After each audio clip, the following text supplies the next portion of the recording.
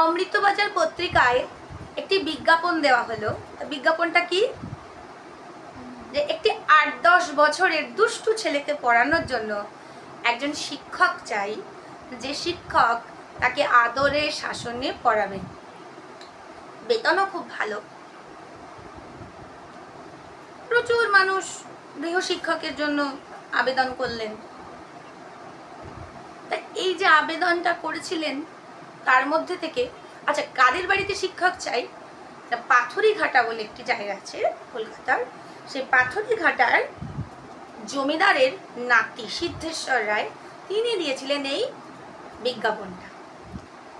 তা এত লোকের বিজ্ঞাপনের মধ্যে থেকে বেছে মাত্র 2 জনকে সিলেক্ট করা হলো।